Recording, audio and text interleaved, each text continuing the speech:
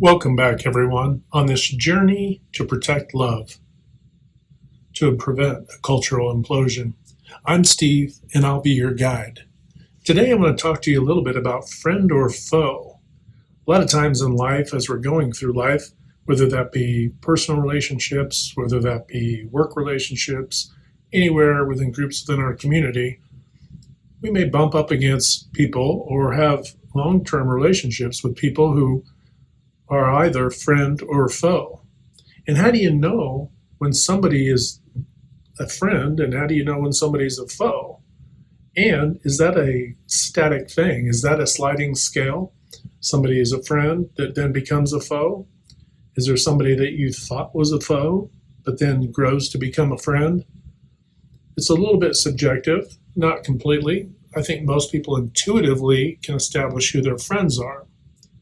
But in the process of doing that, we go a little bit deeper because obviously there are more relationships than just friends and who are either friends or foes. There are family members, there are interpersonal relationships, there are peers, there are organizations, groups we belong to, churches, political groups, and many other cultural groups out there. And so how do we assess if these folks are friend or foe? And as we're doing that in the course of our day to day, and maybe even reflecting back on many years or decades of our lives, and as we go forward, are our standards consistent? What do I mean by that? Well, if my standards for my friend is that my friend is, and I just took a basic few little notes here just to throw something on the page to give you an idea. If I have a friend who's trustworthy, and never violates that trust, is honest, consistently honest, tells me what I need to hear, not what I want to hear, they're generally supportive, they're objective, and we have an equal give and take, then there's a good chance that that's a healthy friend, relationship. But if I have an acquaintance or a friend who's seems trustworthy, but I'm not certain because it's maybe a newer friendship, they tell me what I want to hear, so there's a bit of an overload there. They may occasionally throw a little bit of shade behind other people's back, and I've noticed it, or they've lied about other people. Perhaps they have a troubled history, and perhaps they're reckless and careless in how they live. Now, this is an acquaintance, for an example, that I used here, but it's pretty obvious that this person may not be currently a foe to me, but could probably quickly become a foe if something about me they don't agree with or don't like, or they're jealous, or whatever their issue might be. If it just becomes a priority for them to talk about me or to do careless or reckless things within relationships or in life, then that might be somebody who would be leaning more into the foe camp. As we continue down the list, you can either break this down as a tool. The idea of it, of course, this is just handwritten, but you can break this idea into multiple, you may have had, you have a current significant other or past relationships or spouses, etc. Everybody has a different life path, but you may be able to say, okay, well, this is good and this is why it's good. This relationship is good, or this one was toxic, and then list out why this was toxic, or this one was just not aligned. We were just on different life paths, and we just didn't have the same goals and purpose in life. And perhaps there was no love involved, whatever, however that dissipated. But essentially, when we think of foes, not everybody is going to be a foe, right? And not everybody's going to be a friend. Some people we just don't align with. They're just not in our camp because we're not going down the same road of life. And that's okay.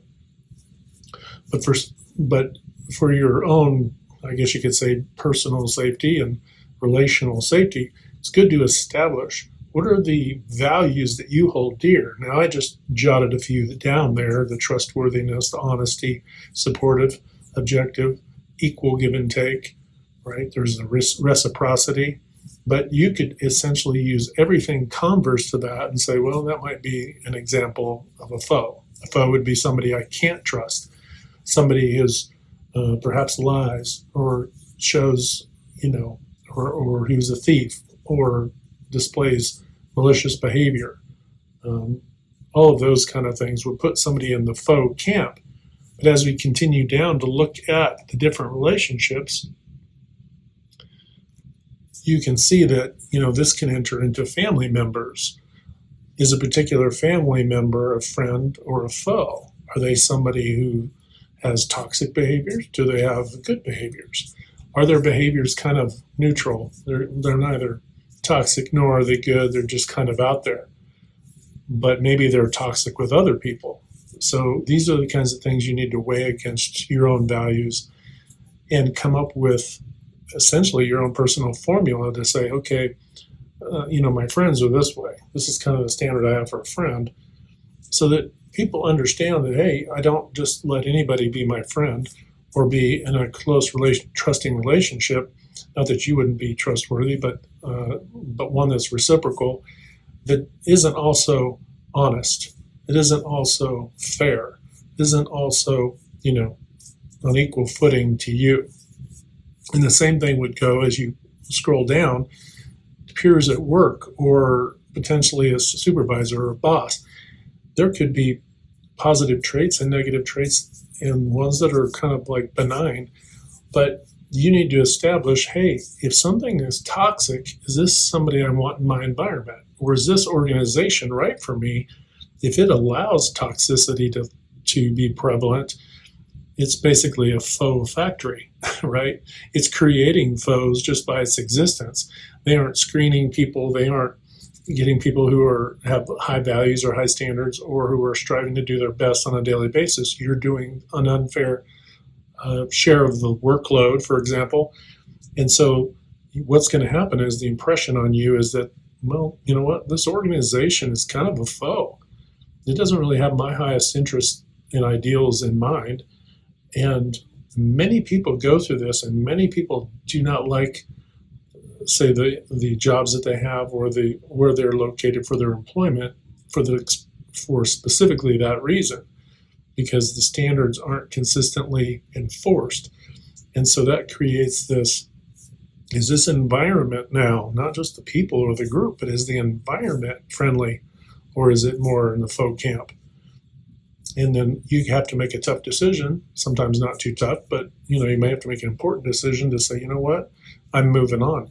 And in any relationship, whether it be personal relationship, friendship, family member, whatever it might be, you have to make a very specific decision of who you want in your circle, because how is your life going to thrive, and how are you going to have a positive impact on your journey to protect love if you're allowing those people into your life, into your close circle, who are basically operating counter to your ability to protect love in your life, and in those who you care about and the groups that you belong to.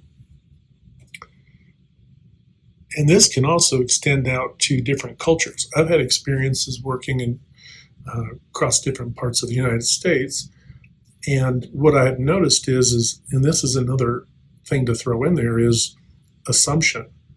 There's an assumption when people have different cultures. We'll say there's the West, there's the North, there's the Midwest, there's the South, and so on.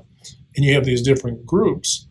And while most people pretty much accept others from other groups and think, okay, not a big deal, there are those who don't like people from other groups. They have just learned it's kind of like rooting for a sports team. Oh, you like this team? Oh, I don't like you. I mean, it almost comes down to that kind of knee-jerk assumption. That division, that divisive, divisionary way of looking through things through a lens, making assumptions about everybody who's, say, born in a particular area, who lived in a particular area, and that sort of thing. So you have people coming onto your team in an organization or into your town or your community or into any group that you're part of, perhaps even into your family. You met people coming into your family, marry into your family, and your family members don't like them because they come from another place, or they speak a little differently. Their values may be nearly exactly the same, but their mannerisms are different, and so therefore that bias enters into the equation. they have made a foe out of somebody who's not a foe. So as that person coming in, do they then now have to look at that group as not friendly? Maybe not a foe, but hey, this group isn't friendly. So when you back up and you say, okay, if somebody is a foe, are they such a foe that I can't mend and build a bridge here? Is there an opportunity, right? Because our goal here is to protect love. So how am I going to do that if I keep making foes of everybody? Let me be clear. The object isn't to establish foes and keep them in the foe camp. The object is to understand who's for you and who's not for you. And then so you know who's for you, you can work on productive things. Who's not for you, you can continue to try to, erode their walls and try to build where you can. But understand that if they're taking part in toxic or divisive or dramatic, negatively impacting dramatic behaviors, that is not working for your highest good. And you just have to make a tough call. Is it worth my investment to try to build a bridge here, or do I need to pull away from this and let this person, experience life on their own to figure it out for themselves with the rest of the people in their circle, so that realization and that lesson in life comes to bear, and then eventually they'll settle down and start to realize and start to come to center a little bit. You have to make that decision for yourself. So the goal here is not to go friend or foe. Hey, you're in my foe camp, therefore I'm at war with everybody in my foe camp. No, it's just to understand slippery rocks versus dry rocks. Where can I put my feet? Where shouldn't I step? And if you have that in the front of your mind, you'll at least traverse life's paths safely, and you will be able to build healthy relationships and then allow people in and communicate what your values and standards are in your life in a very, congenial way that works for you, so that you don't create foes because you don't want to have high standards as a way to create a group of foes. There are going to be people who just don't like you and just don't accept you, and maybe who are jealous and all of these other things. That's life. You just have to accept that and move on. But what you don't want to do is be part of creating division or creating foes. Understand who might be a foe, who is a foe, who's your friend, and build relationships where you can and find opportunities, but be guarded and safe. Guard your heart and be safe about who you can trust in your closest circle, because it matters, and your life matters, and your journey to protect love matters. But you can't protect love if you're not protecting it within yourself first. So don't let people take advantage of you in that way. All right, well, that's all I have today. Remember, every day before you go to bed, think, what can I say and what can I do to uplift, encourage, inspire, and support people every day? And when you make that change as a habit within yourself, you'll manifest that into your physical reality, and then that will manifest within culture over time as we all move forward doing this in our effort to protect love. Thanks again for stopping by to watch this video. I look forward to speaking to you again. Hit the like button if you're here to protect love. Take care and have a wonderful day.